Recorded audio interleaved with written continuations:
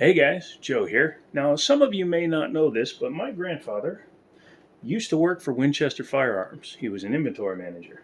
And that means that I have an affinity for Winchester rifles, specifically my 1894 Winchester 3030, which is a 1939 model, so pre-World War II.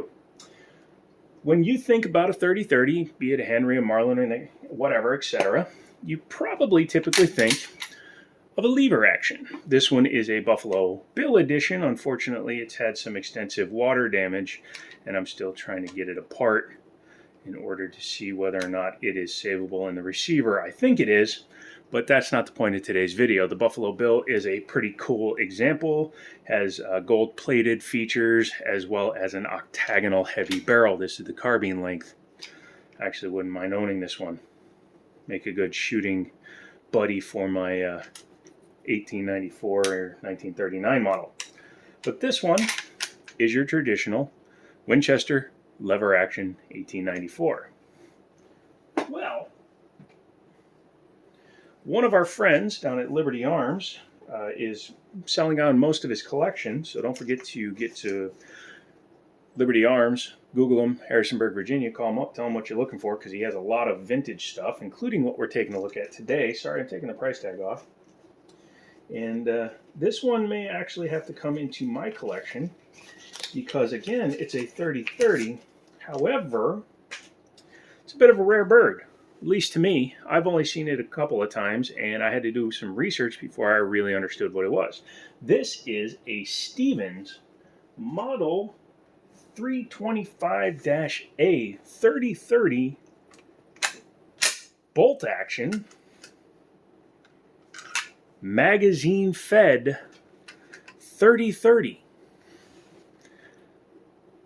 How incredibly cool is that, huh? Now, if you're a 3030 enthuse, you'll know that that is pretty impressive. This one, again, is at the store. I'll show you what he's asking for it. He's actually being super reasonable. That's why I really want it. 400 bucks, come on, for a 3030, especially one that's in really good shape, is a pretty solid price. Now, Stevens has been making guns for a long time. Not quite as long as Winchester, I believe, but they do make some decent stuff. I've had a few Stevens rifles come through the store, and yeah, it does not scare me. One first thing that we noticed when this thing came in was the color of the wood stock.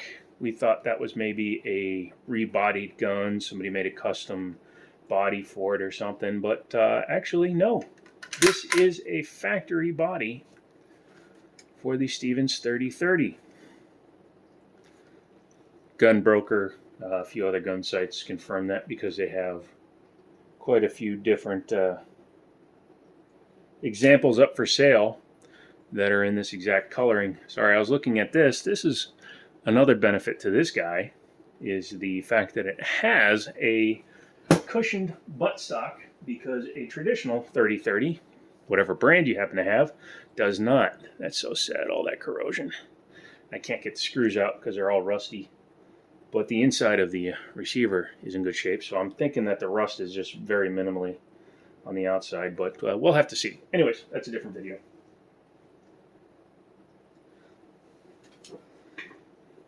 Yeah, having a traditional bolt style is kind of cool. Some folks can't actually do the lever action very well, and some days my hands are acting up quite a bit and do not allow me to do that. Traditional style for taking the bolt out, you just pull the trigger. Taking a look at the bolt here, it's very nicely shaped. You do have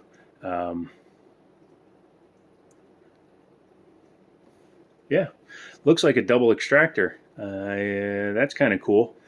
Although it's mostly closed on the top, but I'm guessing that the double extractor actually makes it so that it will come down and fire out.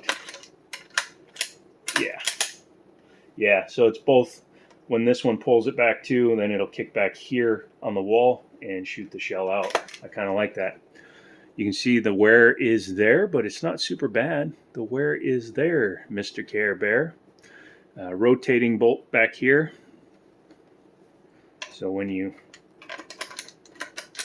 the cam is on the back, so you'll see that.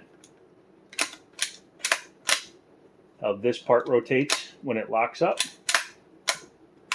It's actually quite smooth. And there's no lube on this, so if I lube it up a little bit, it'll probably come out really good. Let's go ahead and check out that trigger, huh? Here's the pull, and it's a center fire cartridge, so don't give me crap for doing it twice. Pretty solid. I'd probably say that was close to 7-8 pounds. I know that seems a little heavy for a gun or a rifle. That's because it probably is. Try that again. It's very solid though. It's directly connected. You can feel that. What I mean by that is some guns you pull the trigger and it feels like it's just doing something else, but this thing really just, as soon as you pull that trigger, it just drops that sear. In fact, that's literally what it's doing. If you look down here, when I pull the trigger, that's literally what it's doing. It's directly connected, so there is no trigger bar assembly up in here. So like a 1911, it's connected directly to the sear via probably one part, possibly two, which gives you a very direct feel. Let's check out a 30-30 trigger just for comparison. You can see it is back. Yeah, very similar in action. Although you can see when I hold the hammer back, it is slightly disconnected. So this has one of those silly, you got to pull up more. That's how you can tell something's a little bit newer. If it has that safety on your 30-30, it's probably not a pre-World War I or Real World I Toto. World War II. I like words. I'm not good with them, but I like them. Similar feeling triggers. Now my 1939-1894, sorry, when I say a lot of years I get confused, has the peephole rear sight with the hooded front sight. So I'd be interested to see how this spring leaf rear sight functions with that just some single front post in comparison. So may have to take this thing to the range and put the two up against each other. 4-round magazine, maybe 5, not 4 for sure. I don't like to load magazines when I'm doing videos because it can create some issues with the mommies and daddies at the YouTubes, so we won't be doing that. But yeah, smooth operation. I wonder how much replacement mags would cost, because these are like $15 or $20 a piece.